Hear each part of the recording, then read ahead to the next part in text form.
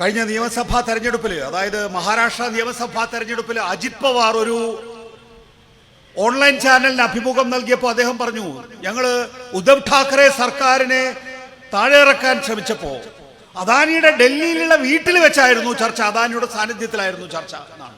അപ്പോൾ രാഷ്ട്രീയ പ്രവർത്തനത്തിൽ നേരിട്ട് ഇടപെട്ടു തുടങ്ങിയിരിക്കുന്നു രണ്ടാം ഘട്ടത്തിൽ, പ്രത്യേകിച്ച് നരേന്ദ്രമോദിയുടെ ഘട്ടത്തിൽ. ഇപ്പൊ നമ്മൾ ജീവിക്കുന്നത് എൻ്റെ വിശ്വാസം അനുസരിച്ച് മൂന്നാം ഘട്ടത്തിലാണ്. ഈ മൂന്നാം ഘട്ടത്തിൽ ആദ്യം നമുക്ക് അമേരിക്കയിലേക്ക് പോകാം. ഇലോൺ മസ്ക്, അവിടെ ഡൊണാൾഡ് ട്രംപ് ഇലക്ഷനിൽ മത്സരിക്കുന്നു. വളരെ നേരിയ വ്യത്യാസം മാത്രമേ ഉള്ളൂ ഡെമോക്രാറ്റിക് സ്ഥാനാർത്ഥിയുമായിട്ട്. ഇലോൺ മസ്കിന്റെ പിന്തുണ അവിടെ ഡൊണാൾഡ് ട്രംപിന്റെ വളരെ നിർണായകമായിരുന്നു. ഇലോൺ മസ്ക് 2021 ട്വിറ്റർ എന്ന ഒരു മൈക്രോ ബ്ലോഗർ സാമൂഹ്യ മാധ്യമ സ്ഥാപനം ഏറ്റെടുക്കുന്നുണ്ട്. $44 ബില്യൺ എന്ന് വെച്ചാൽ $4400 കോടി, $3,74,000 കോടി രൂപയ്ക്ക്. ട്വിറ്ററിന് അത്രയൊന്നും വിലയുണ്ടായിരുന്നില്ല എന്ന് നമുക്കറിയാം, അത് പെരുപ്പിച്ച കണക്കായിരുന്നു. പക്ഷേ ആ ഘട്ടത്തിൽ ഇലോൺ മസ്കിന് ട്വിറ്റർ ആവശ്യമായിരുന്നു. ട്വിറ്റർ ഏറ്റെടുക്കുന്നു, എക്സ് എന്ന് പുനർനാമകരണം ചെയ്യുന്നു. ഇന്നും അമേരിക്കയിൽ കേസുണ്ട് ആ നിലയിൽ പെരുപ്പിച്ച വില അങ്ങനെ ഒരു മാധ്യമ സ്ഥാപനം വാങ്ങിയതിന്. ഇലോൺ മസ്ക് വെറുതെ വാങ്ങിയതല്ല. ഇലോൺ മസ്ക് എന്ന് ട്വിറ്റർ ഏറ്റെടുത്തോ 70% മൂല്യമാണ് ട്വിറ്ററിൻ്റെത് നഷ്ടപ്പെട്ടത്.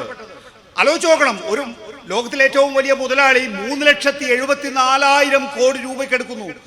എടുത്ത ഉടൻ തന്നെ 70% മൂല്യം ട്വിറ്ററിന് നഷ്ടപ്പെടുന്നു എന്നുള്ളത്. അപ്പോ വിപണിക്ക് വേണ്ടിയായിരുന്നില്ല, ഒരു മാർക്കറ്റ് സൃഷ്ടിക്കുന്നതിന് വേണ്ടിയായിരുന്നില്ല ഇലോൺ മസ്ക് അത് ഏറ്റെടുത്തിരുന്നത്. ഇലോൺ മസ്ക് ഡൊണാൾഡ് ട്രംപിന്റെ തെരഞ്ഞെടുപ്പ് പ്രചാരണ യോഗങ്ങളിലെ താരപ്രചാരകനായി മാറി. എന്നിട്ടും ആള് വരുന്നില്ല എന്ന് കണ്ടപ്പോൾ ഇലോൺ മസ്ക് എന്ത് ചെയ്തു? ഈ തെരഞ്ഞെടുപ്പ് പ്രചാരണത്തിന് കൂടുന്ന ആളുകളിൽ ഒരാളെ നറുക്കെടുത്ത് $1 മില്യൺ അവർക്ക് കൊടുക്കുകയാണ്. അപ്പോ കമലാ ഹാരിസിനോട് പൊതുയോഗങ്ങളിൽ, തെരഞ്ഞെടുപ്പ് പ്രചാരണ യോഗങ്ങളിൽ കിടപിടിക്കാൻ കഴിയാത്ത അവസ്ഥയിൽ നിൽക്കുന്ന ഡൊണാൾഡ് ട്രംപിനെ ഇലോൺ മസ്ക് സഹായിക്കുന്നത്, ഒന്ന് ട്വിറ്റർ ഉപയോഗിച്ച്, രണ്ട് തന്റെ സമ്പത്ത് ഉപയോഗിച്ച് വരുന്നവരിൽ ഒരാൾക്ക് നറുക്കെടുത്ത് $1 ദശലക്ഷം നൽകാൻ തീരുമാനിക്കുന്നു. ഡൊണാൾഡ് ട്രംപ് ചെറിയ വ്യത്യാസത്തിൽ കൈച്ചലാകുന്നത് നമ്മൾ കണ്ടതാണ്. ഇന്നിപ്പോ ഡൊണാൾഡ് ട്രംപ് ഭരണകൂടത്തിൽ നിർണായകമായ പങ്കാളിത്തമാണ് ഇലോൺ മസ്ക് വഹിക്കുന്നത്. എന്താ? അവിടുത്തെ ഭരണ പരിഷ്കരണ സമിതിയുടെ അധ്യക്ഷനായിട്ട് ഇലോൺ മസ്ക്, അമേരിക്ക ഫസ്റ്റ് എന്ന ഡൊണാൾഡ് ട്രംപിന്റെ പദ്ധതിയുടെ മുന്നണി പോരാളിയായി ഇലോൺ മസ്ക് മാറിക്കഴിഞ്ഞിരിക്കുന്നു. ഇവിടെ അദാനി, നമുക്കറിയാം, മുന്ദ്ര തുറമുഖത്തിന്റെ കാര്യത്തിലൊക്കെ നമ്മൾ കേട്ടതാണ്. 6476 ഹെക്ടർ ഭൂമി ഗുജറാത്ത് മുഖ്യമന്ത്രി ആയിരിക്കുന്ന സമയത്ത് തന്നെ കൈമാറുന്നു. $1 മുതൽ 32 വരെയാണ് ഒരു സ്ക്വയർ മീറ്ററിന് അന്ന് അദാനിക്ക് സംസ്ഥാന സർക്കാർ വിലയിട്ടതെങ്കിലും മറ്റ് വ്യവസായികൾക്ക് 900 മുതൽ 1000 രൂപ വരെയായിരുന്നു. അത് എക്കണോമിക്, അത് മറ്റൊരു ടെലിവിഷൻ ചാനലോ മറ്റൊരു മാധ്യമ സ്ഥാപനവും ആ ഘട്ടത്തിൽ റിപ്പോർട്ട് ചെയ്യുന്നില്ല. കാരണം എന്താ?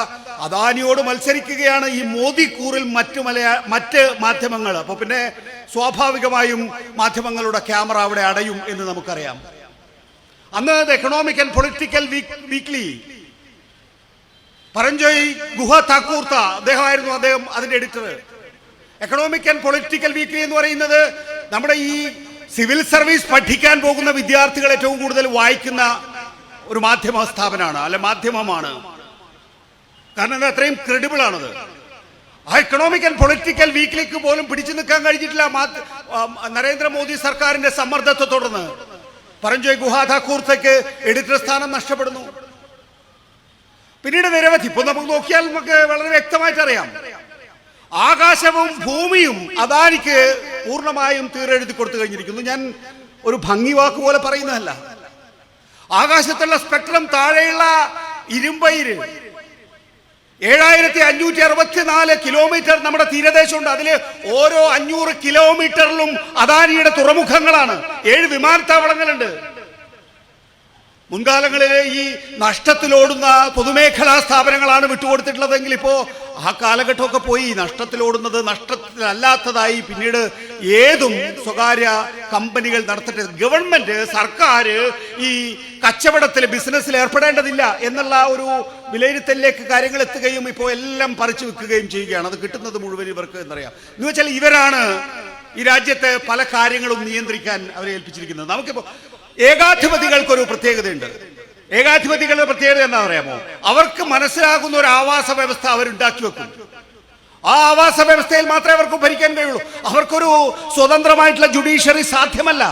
അവർക്ക് ഒരു സ്വതന്ത്രമായിട്ടുള്ള ലെജിസ്ലേച്ചർ സാധ്യമല്ല. സ്വതന്ത്രമായിട്ടുള്ള ഒരു മാധ്യമ ആവാസ വ്യവസ്ഥ സാധ്യമല്ല.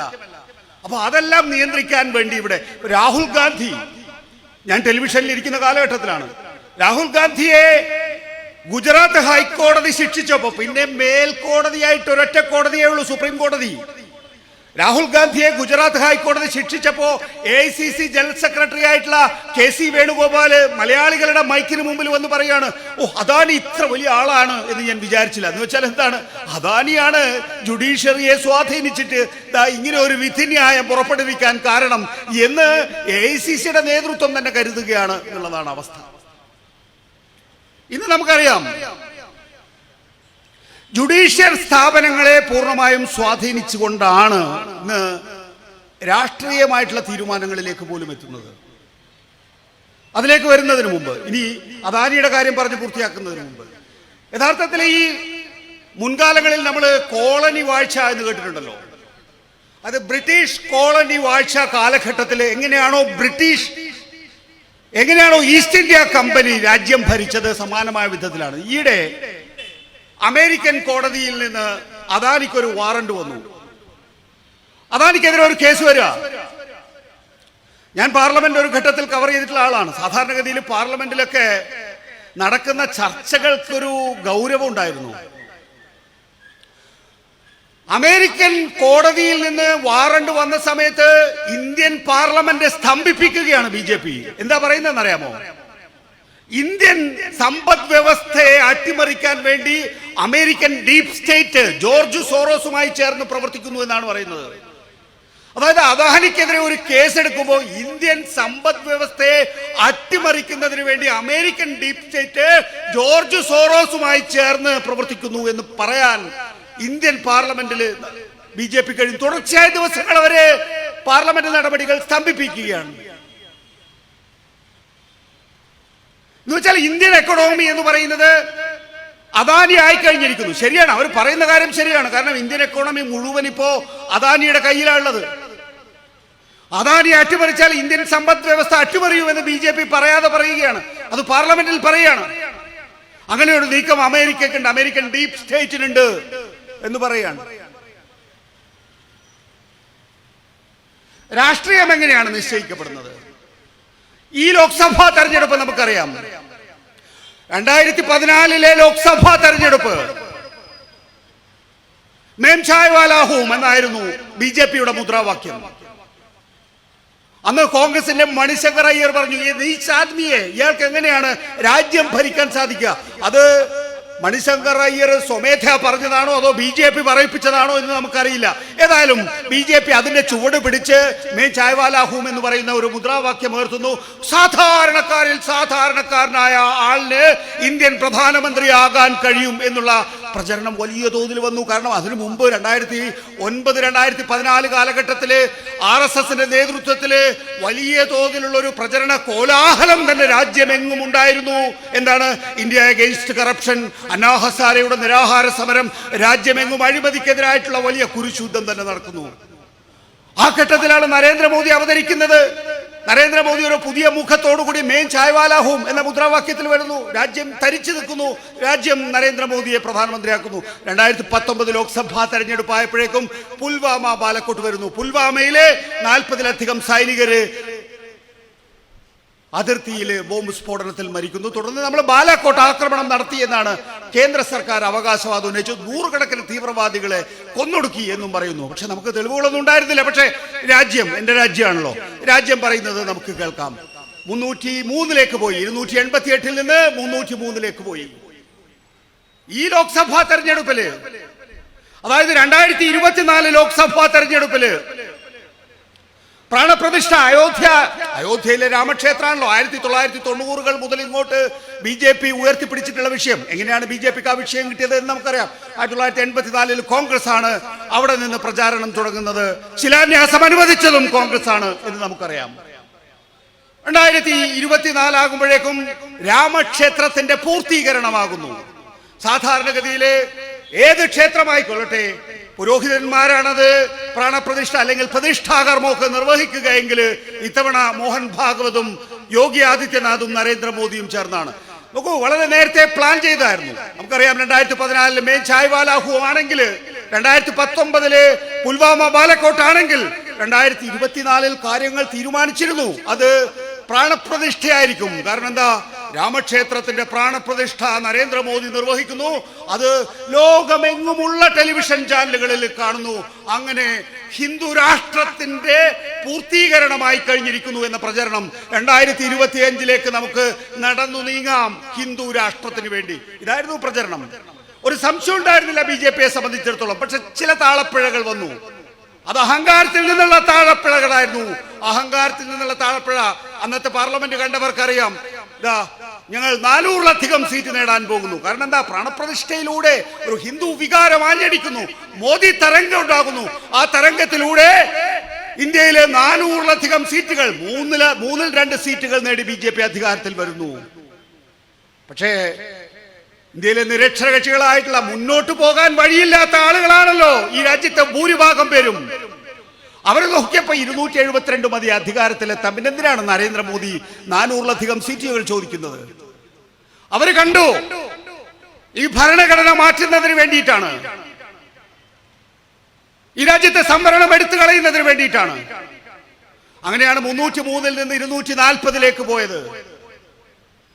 നോക്കൂ, ഇത്തരം കാര്യങ്ങള് ജനങ്ങൾ മനസ്സിലാക്കുന്നു, വോട്ടർമാർ മനസ്സിലാക്കുന്നു. അതിന് എന്റെയോ ഏതെങ്കിലും ഒരു മാധ്യമ സ്ഥാപനത്തിന്റെയോ ഒന്നും ഒരു തീട്ടൂരവും ഇന്ത്യൻ ജനതയ്ക്ക് ആവശ്യമില്ല.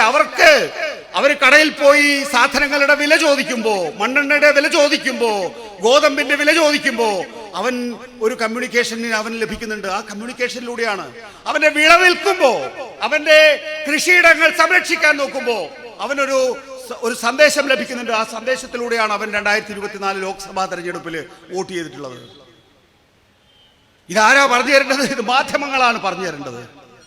മാധ്യമങ്ങൾ പറഞ്ഞു തരുന്നുണ്ടോ? ഏറ്റവും അടുത്ത 2 കാര്യങ്ങൾ ഞാൻ ചൂണ്ടിക്കാണിക്കാം. ഭരണഘടനയിൽ നിന്ന് മതേതരത്വവും സോഷ്യലിസവും നീക്കം ചെയ്യണമെന്ന് ആവശ്യപ്പെട്ട് സുപ്രീം കോടതിയെ സമീപിച്ചത് ഏറ്റവും ഉന്നതരായിട്ടുള്ള 2 BJPക്കാരാണ്. നമ്മുടെ മാധ്യമങ്ങൾ എന്ന് വെച്ചാൽ, ഞാൻ ഈ പറയുന്ന മാധ്യമങ്ങൾ എന്ന് പറയുമ്പോൾ ഞാൻ അതിനകത്ത് ഭാഗഭാക്കാണ് കേട്ടോ. ഞാൻ മാറി നിന്നുകൊണ്ടല്ല പറയുന്നത്. ഞാൻ അടക്കമുള്ള മാധ്യമങ്ങൾ ഇന്ത്യൻ ഭരണഘടനയിൽ നിന്ന് മതേതരത്വവും സോഷ്യലിസവും എടുത്തു കളയണമെന്ന് BJPയുടെ ഏറ്റവും ഉയർന്ന നേതാക്കൾ സുപ്രീം കോടതിയിൽ ഹർജിയിലൂടെ ആവശ്യപ്പെട്ടത് നമ്മൾ എപ്പോഴാണ് അറിഞ്ഞത്? വിധിന്യായം വന്നപ്പോ മാധ്യമങ്ങൾക്ക് ധൈര്യം. അത് BJPയുടെ നേതാക്കൾ സുപ്രീം കോടതിയിൽ ഉയർത്തി എന്ന് പറയാൻ മാധ്യമങ്ങൾ ഭയപ്പെട്ടു. അതേസമയം കോടതി വിധി വന്നപ്പോ, കോടതി വിധി റിപ്പോർട്ട് ചെയ്യാലോ, ഒന്നും ചെയ്യാൻ കഴിയില്ലല്ലോ. കോടതി വിധിയിലൂടെയാണ് വാർത്തയായിട്ട് നമ്മുടെ മുന്നിൽ വന്നത്.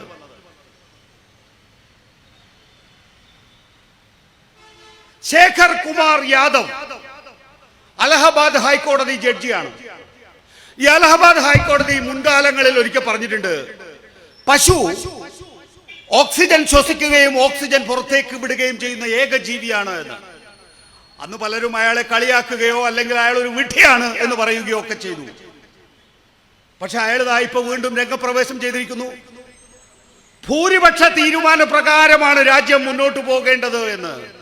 നോക്കൂ, ഒരു ഹൈക്കോടതി ജഡ്ജിക്ക് പിഴവ് പറ്റാം. അയാള് വർഗീയവാദി ആകാം, അല്ലെങ്കിൽ അയാള് ഒരു ഹിന്ദുത്വവാദി ആകാം. അയാളെ പിടിച്ച് പുറത്തു കളഞ്ഞാൽ മതി. പക്ഷെ അതല്ല സംഭവിച്ചിരിക്കുന്നത്. അയാൾ പറഞ്ഞത് ശരിയാണ് എന്നും അയാളെ വേട്ടയാടാൻ ശ്രമിക്കുകയാണ് എന്നും പറഞ്ഞത് ഈ ഹൈക്കോടതി നിലനിൽക്കുന്ന ഉത്തർപ്രദേശിലെ മുഖ്യമന്ത്രി യോഗി ആദിത്യനാഥാണ്. അപ്പോ അയാളുടെ വാക്കുകളല്ല പുറത്തു വരുന്നത്. ഇന്ത്യ ഭൂരിപക്ഷ തീരുമാനപ്രകാരമാണ് മുന്നോട്ട് പോകേണ്ടത് എന്ന് ഒരു ഹൈക്കോടതി ജഡ്ജി പറയുകയും ആ ഹൈക്കോടതി നിലനിൽക്കുന്ന സംസ്ഥാനത്തിന്റെ മുഖ്യമന്ത്രി യോഗി ആദിത്യനാഥ് അയാൾ പറയുന്നതാണ് ശരിയെന്നും അയാളെ ഇല്ലായ്മ ചെയ്യാൻ ഇന്ത്യയിലെ പ്രതിപക്ഷം ശ്രമിക്കുകയാണെന്നും ആക്ഷേപം ഉന്നയിക്കുന്നു. ഇത് മാധ്യമങ്ങൾ റിപ്പോർട്ട് ചെയ്തോ? നമ്മൾ വാർത്ത കേട്ടിട്ടുണ്ടാവും. അതെപ്പോഴാ കേട്ടത്? സുപ്രീം കോടതി നടപടി വന്നപ്പോ. ഈ വാർത്ത ഇയാൾ പ്രസംഗിച്ച സമയത്ത് റിപ്പോർട്ട് ചെയ്യാൻ മാധ്യമങ്ങൾ തയ്യാറായിരുന്നില്ല. മാധ്യമങ്ങൾ എന്ന് പറഞ്ഞാൽ ഞാൻ എല്ലാ മാധ്യമങ്ങളെയും ഒന്നും പറയുന്നില്ല. ഹിന്ദു അടക്കമുള്ള മാധ്യമങ്ങൾ അത് വളരെ പ്രാധാന്യത്തോടു കൂടി റിപ്പോർട്ട് ചെയ്തിരുന്നു. പിന്നീട് സുപ്രീം കോടതി അത് സ്വമേധയാ തങ്ങളുടെ ശ്രദ്ധയിൽപ്പെട്ടു എന്നും കൊളീജിയം അയാളെ വിളിച്ചു വരുത്തുമെന്നും പറഞ്ഞപ്പോഴാണ് മാധ്യമങ്ങൾ മുമ്പ് പറഞ്ഞ പ്രസ്താവന അടക്കം വെച്ച് റിപ്പോർട്ട് ചെയ്തിട്ടുള്ളത്. നോക്കൂ, രാജ്യം എങ്ങോട്ടാണ് പോകുന്നത് എന്ന് റിപ്പോർട്ട് ചെയ്യുന്നതിൽ മാധ്യമങ്ങൾ പരാജയപ്പെട്ടിരിക്കുന്നു എന്നുള്ള അവസ്ഥയിലേക്കാണ് എത്തിയിരിക്കുന്നത്. ബാബറി മസ്ജിദിന്റെ കാര്യം അറിയാം, നമുക്ക് തുടർച്ചയായത് പറഞ്ഞുകൊണ്ടിരിക്കേണ്ട കാര്യമില്ല. എന്നാലും ഞാൻ കെ സുധാകരൻ പറഞ്ഞതുപോലെ ജാംബവാന്റെ കാലത്ത് നടന്ന വിഷയമായിട്ട് അതിനെ കാണുന്നുമില്ല. 1992 ബാബറി മസ്ജിദ് തകർത്തത് എഗ്രീജിയസ് ക്രൈം, ഏറ്റവും ഹീനമായ കുറ്റകൃത്യം എന്നാണ് സുപ്രീം കോടതി പറഞ്ഞത്. ഞാനല്ല കേട്ടോ, CPM അല്ല, ഇടതുപക്ഷമല്ല, ഏതെങ്കിലും രാഷ്ട്രീയ പാർട്ടി അല്ല. സുപ്രീം കോടതി പറയുന്നു ഖണ്ഡിതമായി എഗ്രീജിയസ് ക്രൈം, ഏറ്റവും ഹീനമായിട്ടുള്ള കുറ്റകൃത്യം. അത് കഴിഞ്ഞ് സുപ്രീം കോടതി അയോധ്യ ഭൂമി എന്തു ചെയ്യണമെന്ന് തീരുമാനിക്കുന്നു. അയോധ്യ ഭൂമി ഈ എഗ്രീജിയസ് ക്രൈം, ഈ ഹീനമായ കുറ്റകൃത്യം ചെയ്തിട്ടുള്ള ആൾക്ക്, അയോധ്യയിലെ ആളുകൾക്ക് അയോധ്യയിലെ ഭൂമി വിട്ടുകൊടുക്കുന്നു. ഇതെങ്ങനെയാണ് പരസ്പരം ചേർന്ന് പോകുന്നത്? ഈ ലോജിക്കൊന്നും നമ്മൾ ആലോചിക്കണ്ടേ? 5 ജഡ്ജിമാരുണ്ടായിരുന്നു. പ്രിയപ്പെട്ട സുഹൃത്തുക്കളെ, ഞാൻ പറയുന്നൊന്നും നിങ്ങൾ കേൾക്കണ്ട. ചരിത്രത്തിലെ വസ്തുതകളുണ്ട്. ചരിത്രത്തിന്റെ താളുകളിലേക്കൊന്നും പോകണ്ടോ, വർത്തമാന പത്രങ്ങളുടെ താളുകളിൽ തന്നെ ഉണ്ട് ഇത്. ഈ 5 ജഡ്ജിമാര് നേരെ പോയിരിക്കുന്ന രഞ്ജൻ ഗൊഗോയ് ആണ് ചീഫ് ജസ്റ്റിസ്. രഞ്ജൻ ഗൊഗോയ് എവിടെ ചെന്നിരുന്നു? രാജ്യസഭയിലേക്ക് പോയിരുന്നു. മറ്റൊരു ജഡ്ജ് ഗവർണറായി പോയിരുന്നു ആന്ധ്രാപ്രദേശിൽ. മറ്റൊരു ജഡ്ജ് NCLT-യുടെ തലവന. NCLT എന്ന് പറയുന്നത് ഈ രാജ്യത്തെ കോർപ്പറേറ്റുകളുടെ വ്യവഹാരം നിയന്ത്രിക്കുന്ന കോടതി. ആ കോടതിയുടെ തലപ്പത്ത് പോയിരുന്നു. ബാക്കി 2 ജഡ്ജിമാരും ചീഫ് ജസ്റ്റിസുമാരായി. ഈയിടെ ചീഫ് ജസ്റ്റിസ് DY ചന്ദ്രചൂഡ് പറയാണ്, ഞാൻ പല അഡ്ജുഡിക്കേഷനിലും ബുദ്ധിമുട്ട് അനുഭവിക്കുമ്പോൾ ദൈവത്തോട് പ്രാർത്ഥിക്കാറുണ്ട്. എനിക്ക് ദൈവമാണ് വിധിന്യായം പറഞ്ഞു തരാറുള്ളത്. DY ചന്ദ്രചൂഡ് ആണ് അയോധ്യ വിധി എഴുതിയത്. ഇപ്പോൾ റിട്ടയർ ചെയ്ത ചീഫ് ജസ്റ്റിസ്.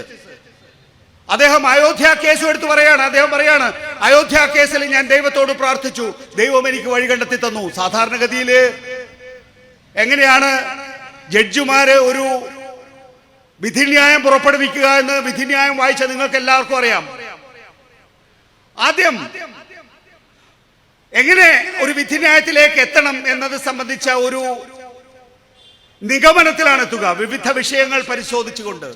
അതിനുശേഷമാണ് ഒരു ജഡ്ജ്മെന്റ് ഉണ്ടാവുക. ഇവിടെ DY ചന്ദ്രചൂഡിനെ സംബന്ധിച്ചിടത്തോളം ആദ്യം തന്നെ ജഡ്ജ്മെന്റ് കിട്ടി, അദ്ദേഹത്തിന് വിധിന്യായം കിട്ടി. പിന്നെ അതിന്റെ കാരണങ്ങൾ, നിയമപരമായ കാരണങ്ങൾ അദ്ദേഹത്തിന്റെ ജഡ്ജിന്റെ കോട്ടിട്ട് എഴുതി ചേർക്കുക മാത്രമാണ് വേണ്ടി വന്നിട്ടുള്ളത് എന്ന്. നമ്മുടെ നാട്ടിലെ DY ചന്ദ്രചൂഡിനെ പോലുള്ളവർക്ക് യാതൊരു ക്ഷാമവുമില്ല. ഈ നിലയിൽ ചിന്തിക്കുന്നവർക്ക് യാതൊരു ക്ഷാമവുമില്ല. കാരണം എന്താ? നമ്മുടെ പ്രധാനമന്ത്രി നരേന്ദ്രമോദി തന്നെ നമ്മളോട് പറയാണ്, എൻ്റെ അമ്മ മരിക്കുന്നത് വരെ ഞാൻ വിചാരിച്ചിരുന്നത് ഞാൻ ജൈവശാസ്ത്രപരമായി ഉണ്ടായതാണ്. എന്ന് വെച്ചാൽ അമ്മയുടെ ഗർഭപാത്രത്തിൽ നിന്നാണ് ഞാൻ വന്നത്, എന്നെ അമ്മ പ്രസവിച്ചതാണ് എന്നാണ് ഞാൻ കരുതിയത്. ഇപ്പൊ എനിക്ക് മനസ്സിലായി എന്നെ ദൈവം നേരിട്ട് അയച്ചതാണ്. നോക്കൂ, ഈ 10 വർഷക്കാലം കൊണ്ട് അങ്ങനെ വിശ്വസിപ്പിക്കുന്ന ഒരു ജനതയെ നരേന്ദ്രമോദിയും BJP-യും സംഘപരിവാറും ഉണ്ടാക്കിയെടുത്തിരിക്കുന്നു എന്നുള്ളതാണ്. അപ്പൊ DY ചന്ദ്രചൂഡിനെ പോലുള്ളവർക്ക് പറയാൻ സാധിക്കും, ഞാൻ പ്രാർത്ഥിച്ചിട്ടാണ് എനിക്ക് വിധിന്യായം കിട്ടുന്നത് എന്ന്.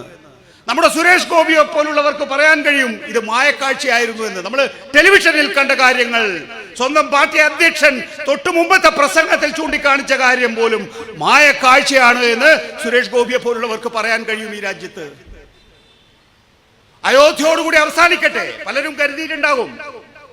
നമ്മളിൽ ചിലരെങ്കിലും വളരെ നിഷ്കളങ്കരായി കരുതിയിട്ടുണ്ടാകും ഇനി അയോധ്യയിൽ രാമക്ഷേത്രം പണിയാൻ അനുവദിച്ചതുകൂടെ രാജ്യത്ത് വലിയ തോതിൽ സമാധാനം ഉണ്ടാവുകയാണ്. കാരണം 1949 മുതൽ കോൺഗ്രസ് ഉണ്ടാക്കിയ പ്രശ്നമാണല്ലോ ഇത്. 1984 ശിലാന്യാസം അനുവദിച്ചതോടുകൂടി അത് ഗുരുതരമായല്ലോ. കോൺഗ്രസ് ഭരണകാലഘട്ടത്തിലെ ബാബറി മസ്ജിദ് തകർന്നപ്പോ കോൺഗ്രസ് സർക്കാർ നോക്കി നിന്നതുകൊണ്ടാണല്ലോ പ്രശ്നം പറ്റിയത്. അതുകൊണ്ട് ഇനിയെങ്കിലും സമാധാനം ഉണ്ടാവുമെങ്കിൽ സമാധാനം ഉണ്ടാകട്ടെ എന്ന് ചിലപ്പോൾ നിഷ്കളങ്കരായ ആളുകൾ വിചാരിച്ചിട്ടുണ്ടാവും. പക്ഷേ അവരുടെ നിഷ്കളങ്കത ഇപ്പൊ ഇവിടെ പോയി. 10ഓളം ബാബറി മസ്ജിദുകൾ സൃഷ്ടിക്കുന്നതിന് വേണ്ടിയിട്ടുള്ള ശ്രമങ്ങളാണ് ഇപ്പോൾ സംഘപരിവാർ നടത്തിക്കൊണ്ടിരിക്കുന്നത്. സംഭാലില് 5 ചെറുപ്പക്കാരെ വെടിവെച്ചു കൊന്നു. പോലീസ് പറയുന്നത് ഞങ്ങളല്ല വെടിവെച്ചത്. നമ്മുടെ നാട്ടിലൊക്കെ ലോകത്തെല്ലായിടത്തും പോലീസ് വെടിവെപ്പ് ഉണ്ടാകാറുണ്ട്. ഉത്തർപ്രദേശിലെ പോലീസ് വെടിവെച്ച ആളുകളെ കൊന്നാലേ പോലീസ് അവകാശപ്പെടുകയാണ് ഞങ്ങളല്ല വെടിവെച്ച് കൊന്നത്, ഇത് പ്രകടനക്കാര് സ്വമേധ അങ്ങോട്ടും ഇങ്ങോട്ടും വെടിവെച്ചതാണെന്നാ പറയുന്നത്. പോട്ടെ, എങ്ങനെയുണ്ടായി? DY ചന്ദ്രചൂഡ് പറയാണ് 1991 നിയമം. ഞാൻ അതിന്റെയും വിശദാംശങ്ങളിലേക്ക് പോകുന്നില്ല, കുറെ പറയാനുണ്ടാവും.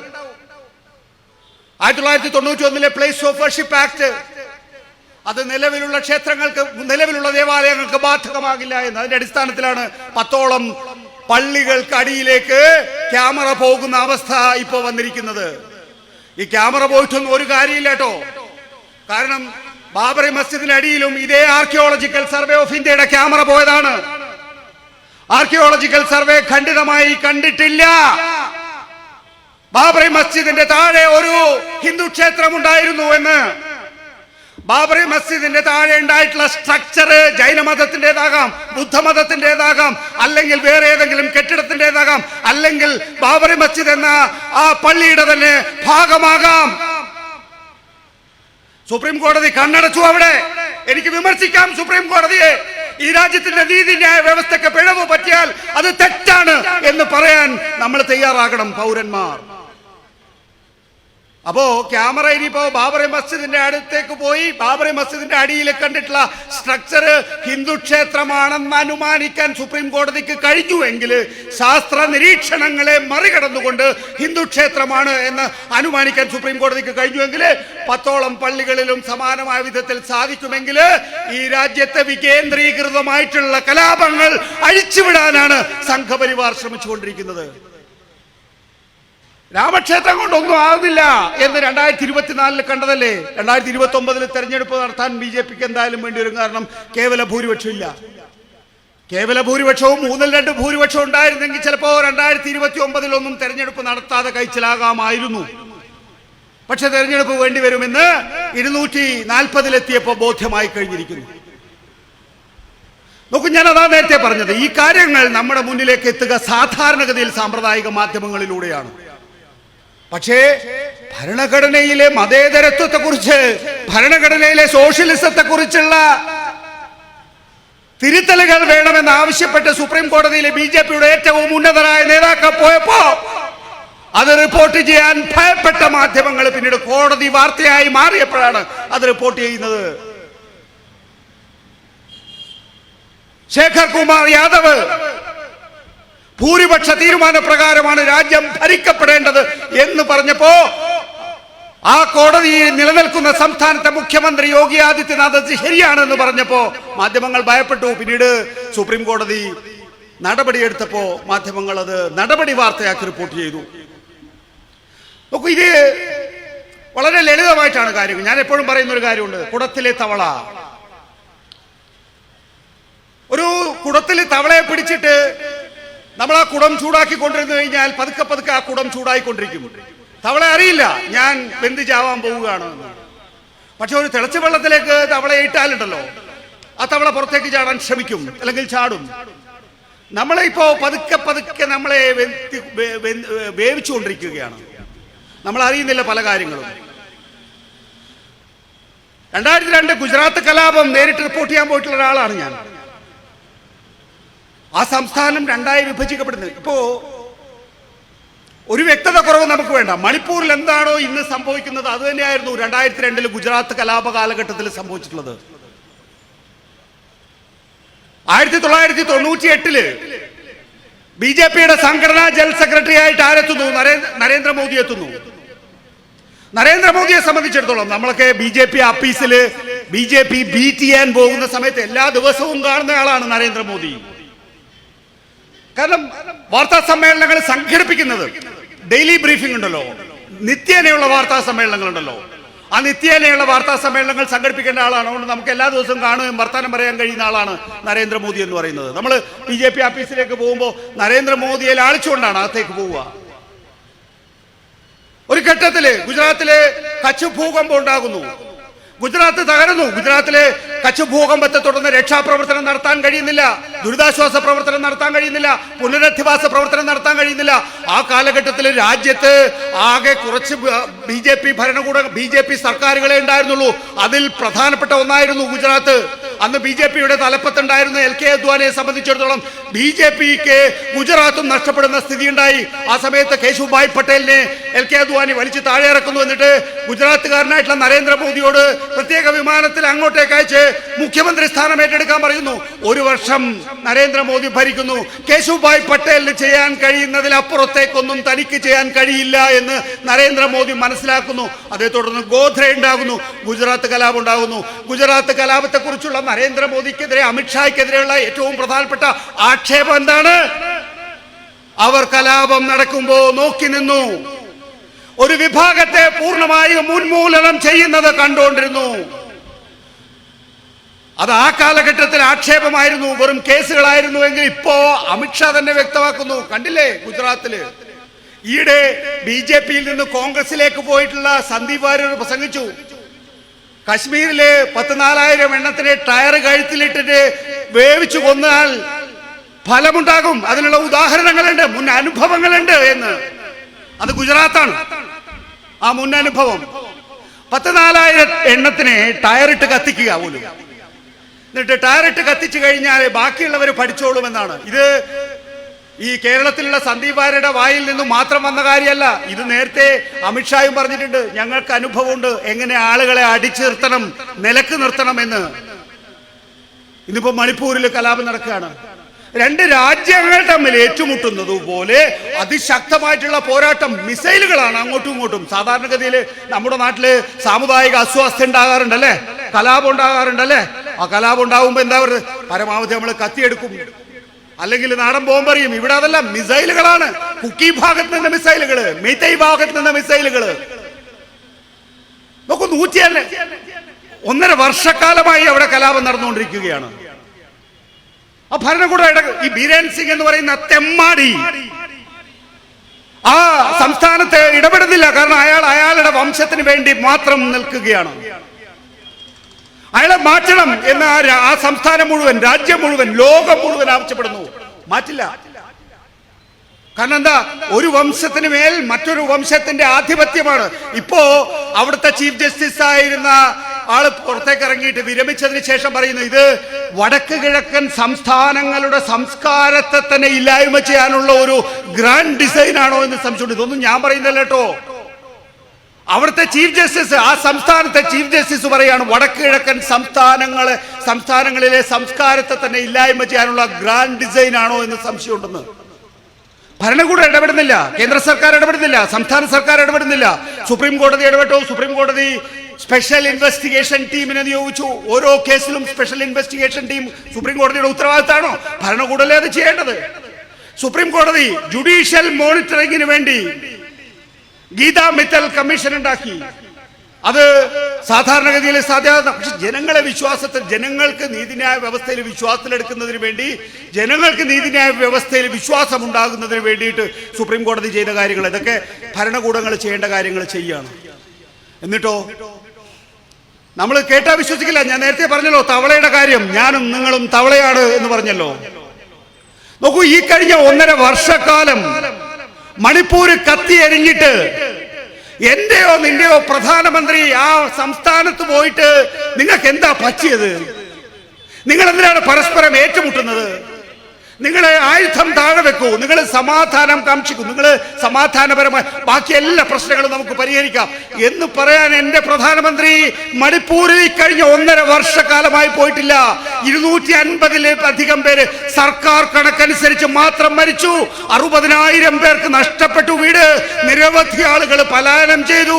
ഇപ്പൊ ഏതാണ്ട് 1,00,000-ലധികം ആളുകൾ ഇപ്പോഴും ദുരിതാശ്വാസ ക്യാമ്പുകളിൽ. അവിടെ എന്റെയും നിങ്ങളുടെയും പ്രധാനമന്ത്രി ഒരു ദിവസം ആ സംസ്ഥാനത്ത് പോയിട്ടില്ല എന്ന് പറയുമ്പോൾ ഏത് രാജ്യത്താണ് നമ്മൾ ജീവിക്കുന്നത്?